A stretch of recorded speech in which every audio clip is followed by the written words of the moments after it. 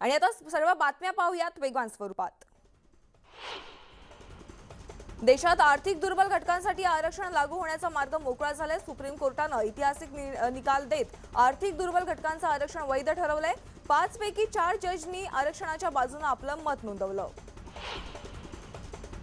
राष्ट्रवादी काँग्रेसचे अध्यक्ष शरद पवारांना मुंबईतील ब्रीच कँडी रुग्णालयातून डिस्चार्ज देण्यात आलाय। प्रकृती ठीक नसल्यामुळे डॉक्टरांच्या सल्ल्यानुसार शरद पवार हे 31 ऑक्टोबर रोजी रुग्णालयात दाखल केले होते। राष्ट्रवादीचे नेते छगन भुजबळांना रुग्णालयात दाखल करण्यात आले। रूटीन चेकअपसाठी भुजबळ बॉम्बे रुग्णालयात दाखल झाले। दीर्घकाळ रखडलेल्या रत्नागिरीतील जैतापूर अणुऊर्जा प्रकल्पाचं काम लवकरात लवकर प्रत्यक्षात सुरू होण्याची चिन्ह आहेत।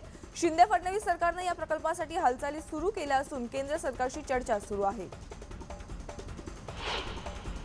आणेवाडी टोल नाक्यावर स्वाभिमानी शेतकरी संघटनेच्या कार्यकर्त्यांनी ठिय्या आंदोलन केले। शेतकऱ्यांची वाहनं सोडण्यास नकार दिल्यानं कार्यकर्त्यांनी या ठिकाणी जोरदार घोषणाबाजी केली। एफआरपी एकरकमी करण्याची मागणीसाठी स्वाभिमानी शेतकरी संघटनेच्या वतीने राजू शेट्टींच्या नेतृत्वाखाली आंदोलन केलं जाणार आहे। या पार्श्वभूमीवर पुण्यातील साखर संकुलावर धडक मोर्चा काढण्यात येणार आहे। वरिष्ठ आयपीएस अधिकारी देवेन भारती यांच्या विरोधात दाखल केलेला चौकशी अहवाल गृह विभागाने फेटाळला। सूत्रांनी ही माहिती दिली आहे। देवेन भारतींचे अंडरवर्ल्ड संबंध असल्याचा आरोप विजय पालांडेंनी केला होता। आदित्य ठाकरे बीड जिल्ह्याचा दौरा करणार असून ते अतिवृष्टीग्रस्त भागाची पाहणी देखील करणार आहेत। या दौऱ्यात आदित्य ठाकरे गेवराई, पाडळसिंगी, चौसाळा बाजार भागातील शेतकऱ्यांशी संवाद साधणार आहेत। अकोल्यात आदित्य ठाकरेंची सभा होणार आहे आणि या सभेसाठीची तयारी पूर्ण झाली असून आदित्य ठाकरे यावेळी शेतकऱ्यांशी संवाद साधणार आहेत। औरंगाबाद जिल्हा सिल्लोडमध्ये आज आदित्य ठाकरे यांची सभा होणार आहे। आदित्य ठाकरे संध्याकाळी डॉक्टर बाबासाहेब आंबेडकर चौकाजवळील मोकळ्या जागेत शेतकऱ्यांशी संवाद साधतील।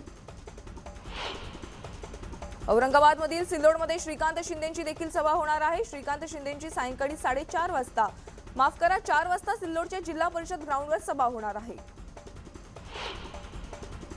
आज राहुल गांधींची भारत जोडो यात्रा महाराष्ट्रात दाखल होणार आहे। संध्याकाळी 7:30 वाजता नांदेडच्या देगलूरमध्ये भारत जोडो यात्रेचं आगमन होईल।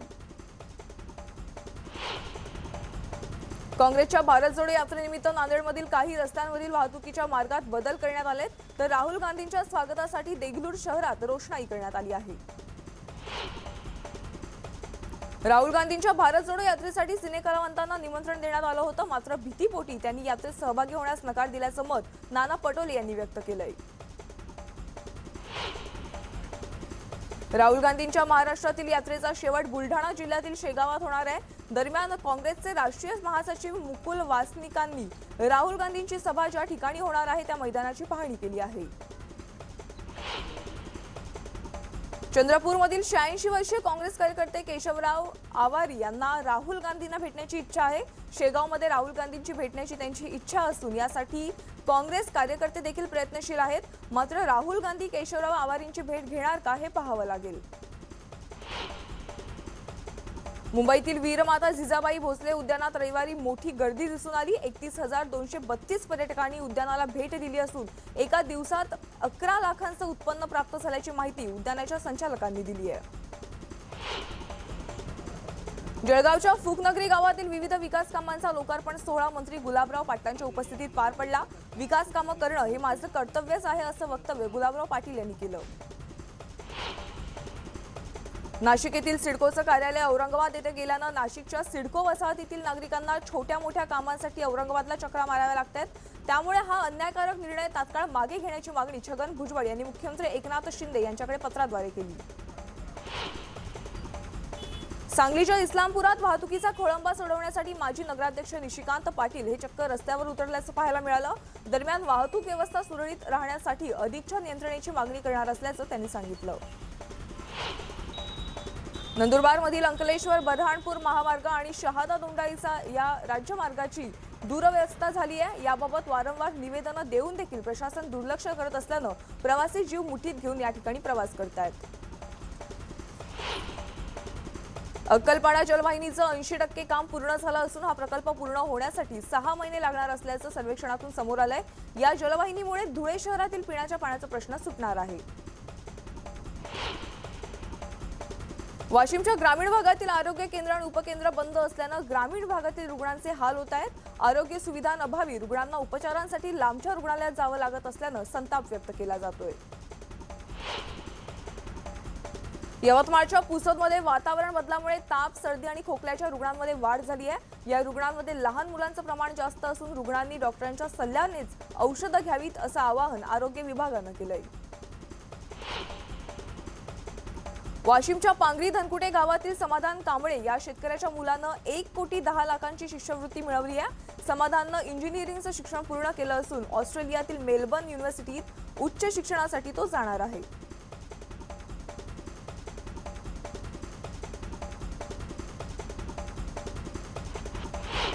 पीक विमा काढून देखील मालेगाव मनमाडमधील शेतकरी पीक विमापासून वंचित असल्याची बातमी न्यूज 18 लोकमतनं दाखविल्यानंतर पालकमंत्री दादा भुसे यांनी त्याची दखल घेतली आहे। दादा भुसेंनी पीक विमा कंपन्यांशी संपर्क साधल्यानंतर 1.5 लाख शेतकऱ्यांना भरपाई देण्यात आली आहे। काढणीला आलेला कापूस वेचण्यासाठी मजूर मिळत नसल्यानं नंदुरबारमधील शेतकरी अडचणीत सापडलेत। मजुरांअभावी कापूस वेचणी लांबल्यानं कापूस चोरीच्या घटनांमध्ये देखील वाढ झाली आहे। परभणीच्या पाथरी तालुक्यातील गुंज येथे सोयाबीनच्या गंजीला आग लागली। या आगीत सोयाबीन जळून खाक झाल्यानं शेतकऱ्यांचं 2 ते 2.5 लाखांचं नुकसान झालंय।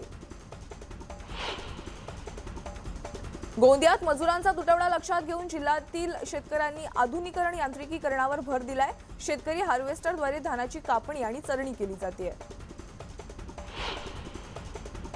उस्मानाबादमध्ये अतिवृष्टी आणि किडीच्या प्रादुर्भावामुळे सोयाबीनचं पीक काळं पडलंय। त्यामुळे भाव कमी मिळत असल्यानं शेतकरी अडचणीत आलाय। पेरणीसाठीचे पैसे देखील वसूल होत नसल्यानं या सोयाबीनचं करायचं काय असा प्रश्न शेतकऱ्यांना पडलाय। वाशिममधील अतिवृष्टीग्रस्त भागातील नुकसानीचा अहवाल सरकारकडे पाठवण्यात आलाय। मात्र अजूनही नुकसान भरपाई न मिळाल्यानं शेतकरी आर्थिक संकटात सापडलेत। लवकरात लवकर नुकसान भरपाई देण्याची मागणी शेतकरी करतायत। शिरूरच्या शितोळे सांगळे येथील 40 एकरवरील ऊसाला आग लागली असून या आगीत ऊस जळून खाक झालाय। त्यामुळे शेतकऱ्यांचं मोठं नुकसान झालंय। मात्र आगीचं कारण अद्याप समजू शकलेलं नाही। हिंगोलीत गहू आणि हरभऱ्याची पेरणी झाल्यानं शेतकऱ्यांकडून सिंचनाला सुरुवात करण्यात येते, परंतु अनेक ठिकाणी कमी दाबानं वीज पुरवठा होत असून विद्युत मोटारी जळण्याचं प्रमाण देखील वाढलंय। त्यामुळे मोटार दुरुस्तीसाठी मेकॅनिकच्या दुकानात शेतकऱ्यांची लगबग वाढली आहे। धुळ्यात पीक आणेवारी जाहीर झाली असून शिंदखेडा तालुक्यातील 143 गावांमध्ये 50 पैशांपेक्षा जास्त आणेवारी लावण्यात आली आहे। त्यामुळे शेतकऱ्यांनी नाराजी व्यक्त केली आहे। कांदा उत्पादन घटल्यानं दरात वाढ झाली आहे। लासलगाव बाजार समितीतील प्रति क्विंटल कांद्याचा दर 2,500 रुपयांवर पोहोचलाय, तर उच्च गुणवत्तेच्या कांद्याला 3,000 रुपये प्रति क्विंटल पर्यंत दर मिळतोय। दौंडमध्ये पुणे सोलापूर रेल्वे मार्गावरील भुयारी मार्गाचं काम पूर्ण होऊनही हा भुयारी मार्ग बंद ठेवल्यानं वाहतूक कोंडीचा त्रास सहन करावा लागत होता। त्यामुळे संतप्त नागरिकांनी आक्रमक होत हा भुयारी मार्ग सुरू केलाय। वाडा भिवंडी महामार्गावर सर्वत्र खड्ड्यांचं आणि धुळीचं साम्राज्य पाहायला मिळते। केंद्रीय मंत्री कपिल पाटील यांनी रस्ता दुरुस्तीचं आश्वासन दिलं होतं, मात्र अजूनही रस्ते दुरुस्ती न झाल्यानं वाहन चालक आणि प्रवाशांना त्रास सहन करावा लागतोय। नागपुरात पार्किंगच्या जागांअभावी कुठेही वाहनं ठेवणाऱ्या वाहन चालकांना दिलासा मिळणार आहे। 8 रस्त्यांवर पुढील आठवड्यापासून पार्किंग सुरू करण्याचा निर्णय घेतलाय। पार्किंगच्या स्थळावर 1,610 दुचाक्या तर 379 चारचाकी वाहनांचं पार्किंग करता येणार आहे। राज्यामध्ये बालविवाह प्रतिबंध कायदा लागू झाल्यानंतर देखील बालविवाहाच्या घटना घडतायत। राज्यात दरवर्षी 1 लाख बालविवाह होत असल्याची माहिती समोर आली आहे। कृषी उत्पन्न बाजार समितीत 100 किलोप्रमाणे वांग्याच्या दरात वाढ झाली आहे। वाटाण्याच्या दरात 1,000 रुपयांची वाढ झाली आहे, तर इतर भाज्यांचे दर हे स्थिर पाहायला मिळत आहेत। थंडीची हुडहुडी सुरू झाल्यानंतर औरंगाबादच्या पाचोड बाजारपेठेत सुक्या मेव्याच्या दुकानं थाटण्यास सुरुवात झाली आहे। मात्र आर्थिक टंचाईमुळे अत्यल्प उठाव असल्याचं दिसतंय। खानदेशात थंडीचा जोर वाढल्यानं सुक्या मेव्याची मागणी देखील वाढली आहे। काजू, बदाम, खजूर, डिंकाचे दर स्थिर असून खारीकचे दर मात्र वाढलेत। विविध प्रकारचा सुका मेवा बाजारपेठांमध्ये विक्रीसाठी दाखल झाल्याचं पाहायला मिळतंय। पोल्ट्रीसाठी प्रदूषण नियंत्रण मंडळासह सरकारची परवानगी बंधनकारक करण्यात आली आहे। 5,000हून अधिक पक्षी असलेले व्यावसायिक या अधिकार कक्षेत आणले गेले आहेत। पोलीस भरतीची जाहिरात येताच गोंदियातील परीक्षार्थी पोलीस भरतीच्या तयारीला लागलेत. गोंदियातील मैदानात शारीरिक सरावासाठी परीक्षार्थी व्यस्त असल्याचं चित्र पाहायला मिळतंय. सांगलीतल्या मिरजमध्ये एका कारला आग लागल्याची घटना घडली आहे. दरम्यान अग्निशमन दलाच्या जवानांनी आगीवर नियंत्रण मिळवलं असून शॉर्ट सर्किटमुळे ही आग लागल्याचा अंदाज वर्तवण्यात आलाय. नागपूर अमरावती मार्गावरील वसंतराव नाईक झोपडपट्टी येथील पोलीस चौकी समोरील पोलिसांची वाहनं मध्यरात्री अज्ञात आरोपीनं पेटवली. गाड्यांना लागलेल्या आगीमुळे पोलीस चौकीचं देखील नुकसान झालंय. पुण्यात जनावरांचं दूध वाढवण्यासाठी बेकायदेशीरपणे वापरल्या जाणाऱ्या ऑक्सिटोसिन औषधाचे बेकायदेशीरपणे उत्पादन करणाऱ्या कारखान्यावर पोलिसांनी छापा टाकला. या कारवाईत 5 जणांना अटक केली असून 52 लाखांचा मुद्देमाल पोलिसांनी जप्त केलाय. गोंदियाच्या देवरीमधील शेतात शिकारीसाठी लोखंडी तारेला इलेक्ट्रिक करंट दिला होता. मात्र या तारेच्या संपर्कात आलेल्या 2 जणांचा विजेच्या धक्क्याने मृत्यू झाला. हिंगोलीच्या सेनगावमधील वडहिवरा भागातील शेतकऱ्यानं विष प्राशन करून आत्महत्या केली. आर्थिक विवंचनेतून दत्तराव गडदे या शेतकऱ्यानं हे टोकाचं पाऊल उचललं. बीडमध्ये बनावट दारू प्रकरणी 7 आरोपींना अटक करण्यात आली आहे. बनावट दारू तयार करून औरंगाबाद, जालन्यात त्याची विक्री केली जायची. त्यासाठी इंदापूरहून स्पिरिट आणलं जात असल्याचा प्रकार समोर आलाय.